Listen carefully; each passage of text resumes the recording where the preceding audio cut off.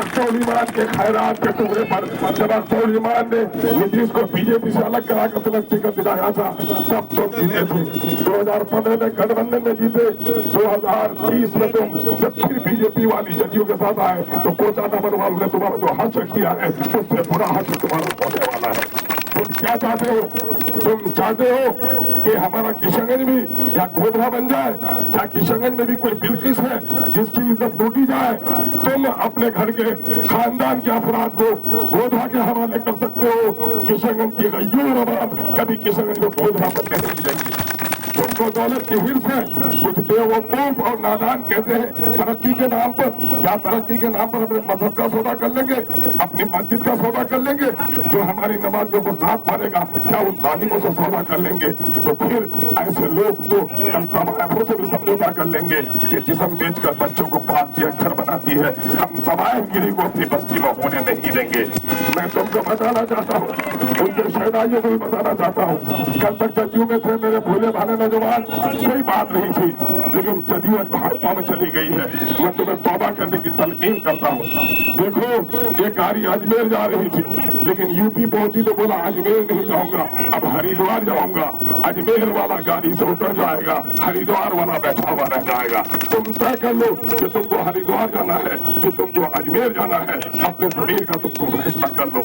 चौराहे पे कसाई था, बकरा काटता था, लेकिन उसको मुनाफा कम हुआ, वो छोटा छोटा काला जानवर खरीदने काटने लगा।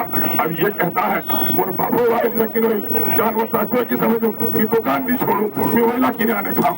ऐसे हराम खोरों के बारे में हमें कोई परवाह नहीं है।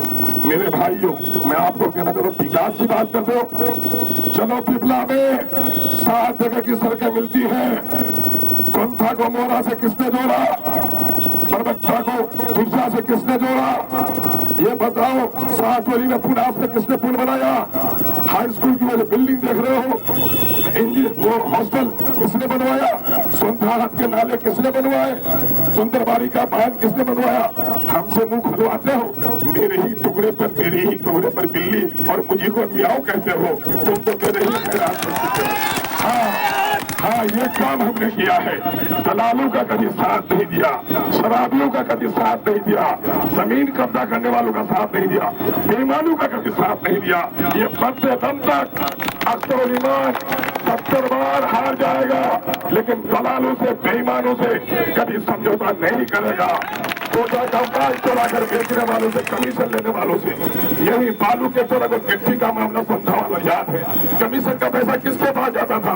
उन बेईमानों से अख्तर ईमान कभी समझौता नहीं कर सकता है। मेरे भाइयों, हम आपको कहने के लिए आए कि आज जितना कानून दिल्ली में बना, सीएए का कानून मुसलमानों के खिलाफ, तलाक का कानून मुसलमानों के खिलाफ, 370 का कानून मुसलमानों के खिलाफ, नीतीश कुमार ने हमेशा मोदी का साथ दिया है। इसलिए तीर को तीर मत समझना, तीर को तीर समझना भूल है।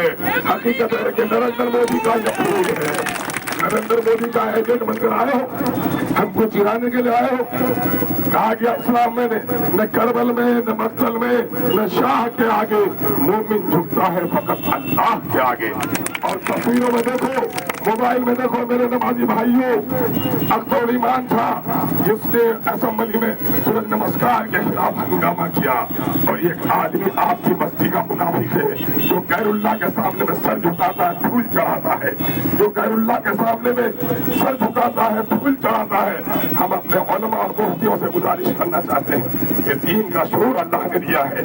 जो वोट के खातिर गैरुल्लाह पर फूल चढ़ा सकता है, जब पार्लियामेंट में शरीयत पर हमला होगा, ऐसा मुनाफिक कभी भी आपकी आवाज नहीं उठा सकता है। हम आपसे गुजारिश करने के लिए आए